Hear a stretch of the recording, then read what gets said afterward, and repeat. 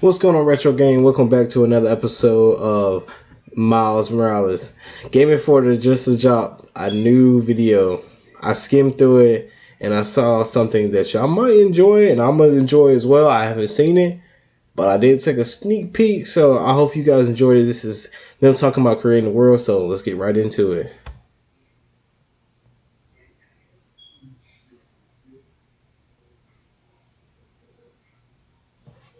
The Miles comics are roughly, they're coming up to 10 years, now of comics. And the Rogues Gallery for Miles specifically is much smaller than for Peter Parker. So as you guys saw, we did bring Rhino back in.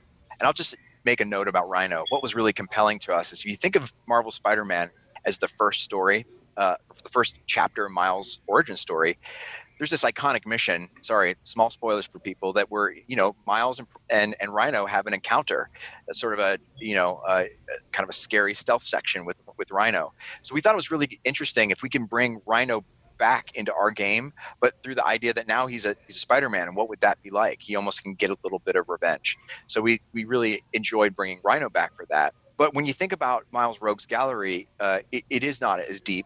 But we wanted to make sure our story was centered around conflicts that were nice and clear, characters that we could tell arcs on both the hero and the villain side.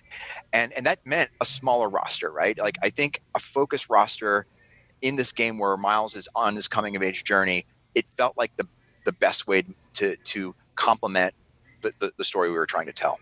Now you've created some new characters around Miles, like Haley, who we get a little taste of in the early moments of the game. What about villains? Is that something that you're creating new antagonists as well?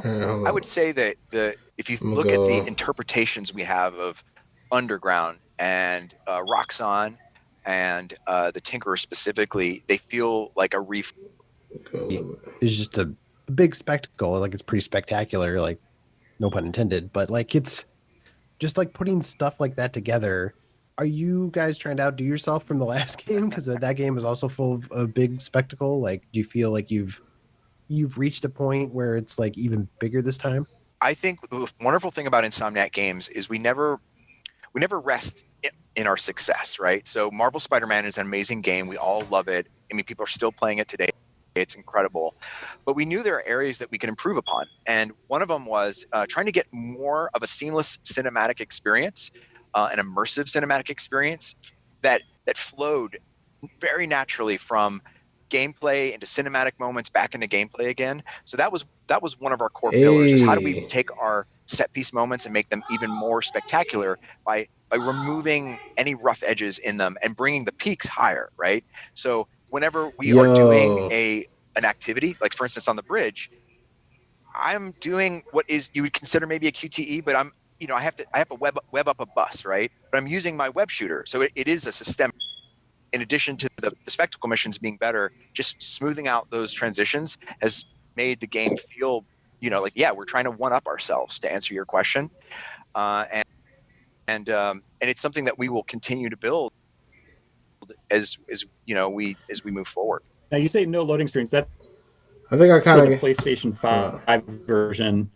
The PlayStation 4 version, you still have the subway loads. I don't know what you call those, but can you tell me about some more differences between the two systems that players can expect to see? The PlayStation 5 one, we were just able to take full advantage of all the features in the PlayStation 5.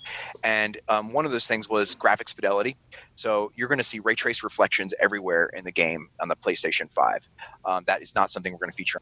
Okay, I kind of get the gist of it. They were basically just going in detail about Miles World, but I did get that little snippet in, so I'm gonna make sure to have a thumbnail to like let you know what's going on. All right, guys. I hope you guys enjoyed. I know it was a short video, but I mean it's a long video, but I just wanted to get that little snippet because I knew that was something new, and I know most of y'all haven't seen that. So I catch you guys later.